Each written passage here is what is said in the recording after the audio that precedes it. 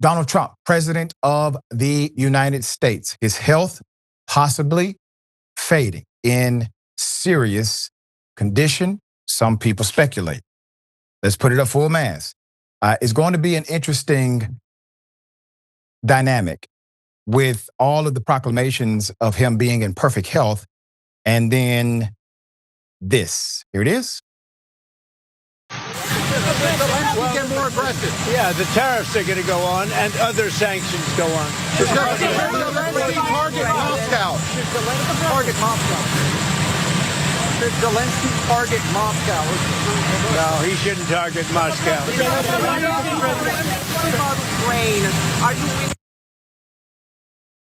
With everything that's going on around Trump right now, from the Epstein files to natural disasters, typically, especially from the most non-transparent administration in modern history, typically, they would just ignore such internet chatter, but they did not ignore the internet chatter.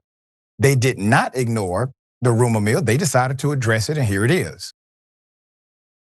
I know that many in the media have been speculating about bruising on the president's hand and also swelling in the president's legs. So in the effort of transparency, the president wanted me to share a note from his physician with all of you today. Ultrasounds were performed and revealed chronic venous insufficiency, a benign and common condition, particularly in individuals over the age of 70.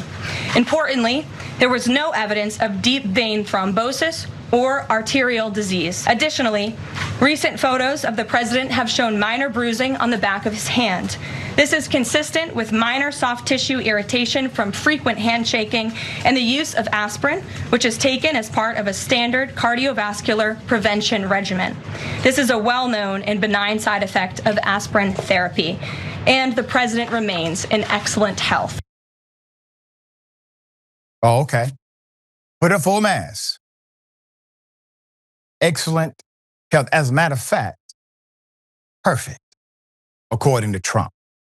White House press secretary stepped in to address zoomed-in footage of Donald Trump's bruised and swollen appearance, which has people speculating, forming odd theories about the president. Images from earlier this week show Trump watching the championship match between Chelsea and Paris Saint-Germain from a private box at MetLife Stadium. As he said, his pant leg crept up, revealing what appeared to be noticeable swelling via the ankles.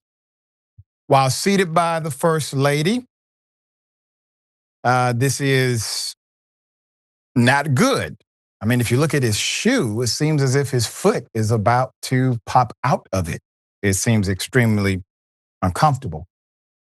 Some, like Bill Madden, aren't buying it, writing, like Trump, Karoline Leavitt is a habitual liar.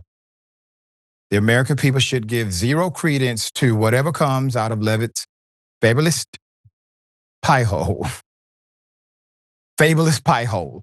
With dark bruises on the back of his hand and swelling in his ankles, the pedo president has health issues he's not telling the American people. End quote. David Pakman wrote, Trump's ankles are swollen, his hand is bruised, and now covered with makeup. That's not normal. Possible causes: congestive heart failure, IVs, blood thinners. Of course, we have no idea because the most transparent White House ever won't tell us a thing. Now, here's what's guaranteed. Whatever she said is a lie.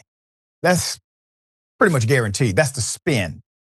That's the initial narrative in order to create the fictional narrative to not tell the exact truth. There's no way you are hobbling around with that kind of swelling in your leg, makeup on your hand, God knows what else is happening with you, and you are in excellent health.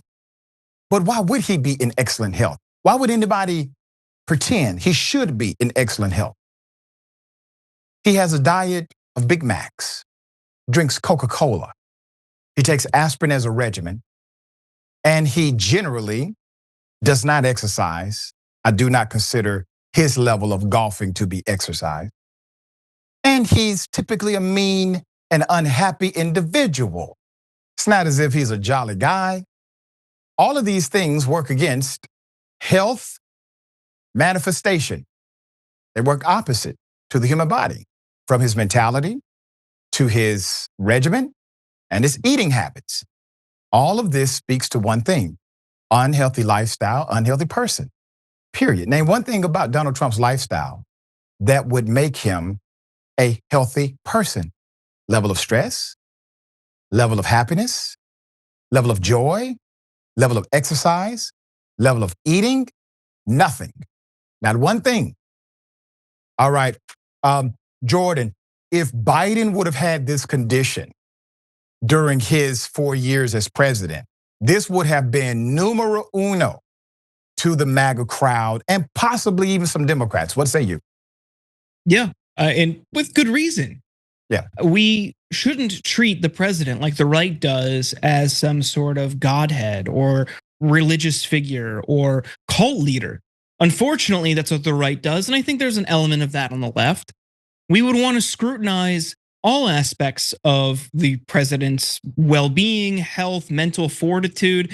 I, among many on the left, were critical of Biden's cognitive abilities even in the 2020 primary.